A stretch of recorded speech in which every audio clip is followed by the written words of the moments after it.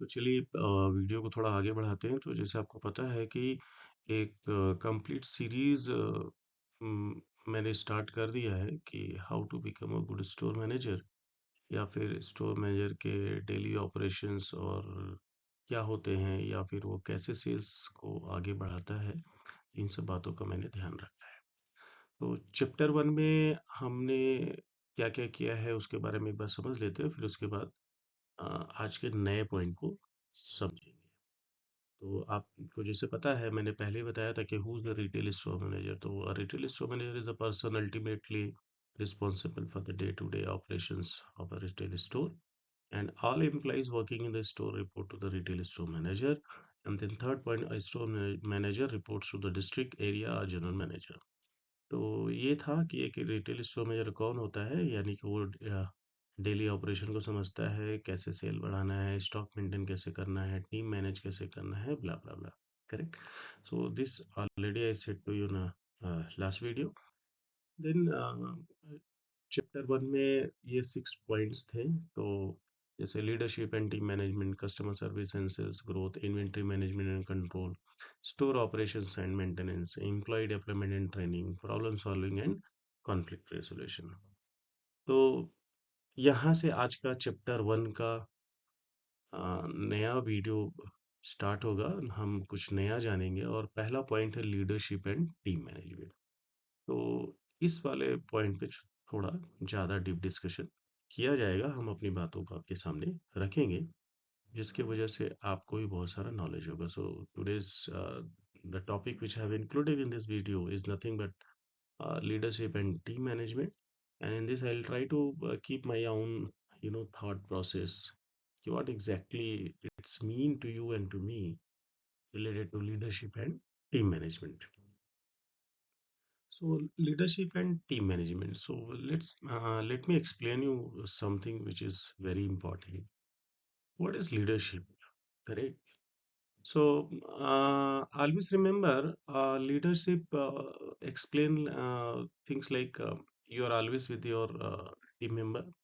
You always motivate to your team member, and you always stand first, and then you say to your team member, "Come, I am with you. Let's go ahead. Let's do it." Correct. Let's do it together. तो इन सब sentence का आप उपयोग करते हैं जब आप एक लीडर होते हैं। याद रखिएगा, एक लीडर जो होता है ना, हमेशा साथ चलने की कोशिश करता है। हमेशा अपने अगर कुछ कॉन्फ्लिक्ट आ गया, प्रॉब्लम आ गया, तो वो अपने आप को पहले रखता है, फिर आपको रखता है। कि वो दिखाता है कि एग्जाम्पल बनता है कि आपके लिए कि ये काम हो सकता है। Correct. So this is what about the leadership. There are different kind of approaches. There are different kind of principle. There are different types of a leader in the world.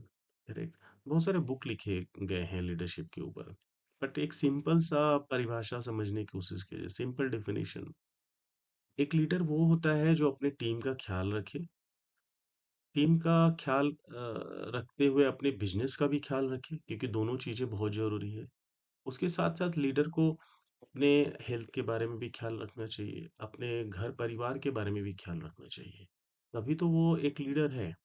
Leader का मतलब ये नहीं होता वो सिर्फ अपने team का ख्याल रखे, या फिर ये नहीं हो सकता है कि वो सिर्फ अपने बिजनेस का ख्याल रखे, है ना। लीडर का एक 360 डिग्री अप्रोच होता है। वो हर बातों को समझता है और दूसरों को समझाता भी है। That is what call leader. एक उदाहरण और देता हूँ।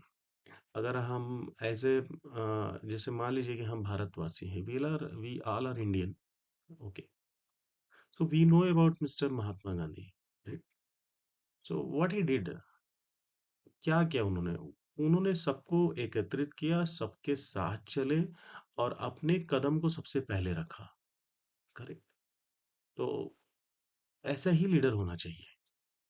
और लीडर हमेशा ना सही बोलता है, लेकिन लीडर इस बात का भी ध्यान रखता है कि हमें ऐसा कुछ नहीं बोलना है जिससे टीम को भी बहुत ज्यादा तकलीफ हो जाए, लेकिन जरूरत पड़ने पे खट्टी बातों को भी बोल देना। if if there is a time and it's a need, leader should be strict. He should say something, and there are possibility that team member can be in a different position the moment they get that kind of a word from leader. So yes, a leader can have a different approaches, can have a different faces. Sometimes leader will be very happy, sometimes leader will be, oh my God, what's going on? But these are the only timing faces. But reality is that he stand with you. Yes. So what is the first point under this topic? Supervising and motivating staff. Supervising what? Daily operational thing, daily business thing. What's going on inside the store? Whether it is as per SOP or not. What is SOP? Standard Operating Procedure. एक example लेते हैं. Store का timing 10:30 है, तो store 10:30 के पहले open हो जाना चाहिए. ऐसा नहीं है कि 10:31 हो जाए, लेकिन ऐसा भी नहीं है कि स्टोर 9 o'clock ओपन हो जाए. यस, ये बात का ध्यान रखना चाहिए. ठीक है. फिर उसके बाद सुपरवाइजिंग में क्या आता है? हमारा रिपोर्ट सही है कि नहीं, सारी चीजें व्यवस्थित है कि नहीं, एवरीथिंग इज ओके और not inside the store. Correct. Then motivating staff.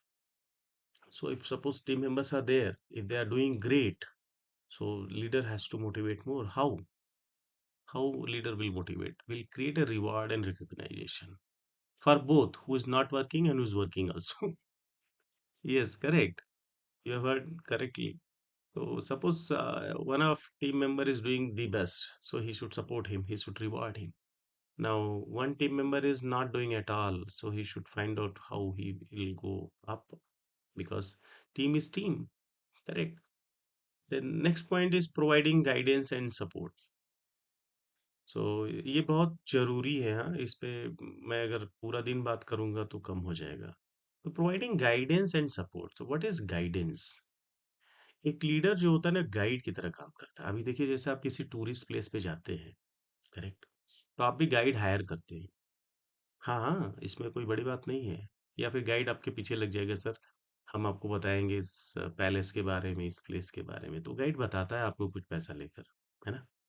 तो फिर समझ में आता है कि हाँ हाँ यार ऐसा है. तो उसी तरह एक लीडर होता है, वो गाइड करता है. कंपनी ने उसको इसीलिए रखा हुआ है, सारे टीम मेंबर को, भैया सेल्स का मंथ आ रहा है, टारगेट अचीव करना है, स्टॉक मैनेजमेंट अच्छा होना चाहिए. करेक्ट. सब लोग को टाइम पे आना है. We have incentives. फिर प्लान करना है, कैसे करना है, इन सब बातों का ध्यान रखता है. और सपोर्ट करता है लीडर. मान लीजिए सपोर्ट किस चीज का? फाइनेंशियली सपोर्ट हो सकता है, इमोशनल सपोर्ट हो सकता है, फिर टेक्निकल सपोर्ट हो सकता है. So lot of things. अब फाइनेंशियल सपोर्ट क्या होता है? मान लीजिए कि कोई स्टाफ है, वो परेशान है, उसके घर में कोई बीमार है, या फिर उसको कुछ पैसे की आवश्यकता है, तो वो कंपनी को रिक्वेस्ट करता है कि कुछ एडवांस दे दिया जाए. अब ये तो हो गया फाइनेंशियली. एक होता है इमोशनल सपोर्ट. अब ये सारे मैं टीम मेंबर को लेकर बता रहा हूँ. ठीक है. इमोशनल सपोर्ट क्या है? कोई बंदा बहुत दुखी है, अब वो अपनी बातें किसी को बता नहीं रहा है, तो लीडर का ये दायित्व बनता है कि उस बात को जाने और उसके मन को थोड़ा हल्का कर दे. कि अरे यार, चिंता मत करो, दिस इज नेचर, अरे God will take care of. वो भी खुश हो जाएगा, हल्का हो जाएगा उसका मन. Correct. Then technical support means training provide कराना, या फिर मान लीजिए कोई टीम मेंबर है जिसको इंटरनेट नहीं आता है, या फिर वो अपने स्टोर का सॉफ्टवेयर नहीं समझता है, तो इन सब बातों का भी वो ध्यान रखता है और बताता है. The next point is conducting performance and evaluation. ये लीडर का एक बहुत बड़ा चैलेंजिंग सब्जेक्ट होता है, क्योंकि हर साल अप्राइजल होते हैं. कुछ कुछ कंपनी में तो 6 मंथ में भी अप्राइजल होते हैं. यस. कुछ कंपनी में तो जैसे ही आपका प्रोविजनल पीरियड खत्म होता है, प्रोबेशन पीरियड खत्म होता है, तुरंत आपका अप्राइजल किया जाता है ना. तो इन सब बातों का भी ध्यान रखते हैं एज अ लीडर.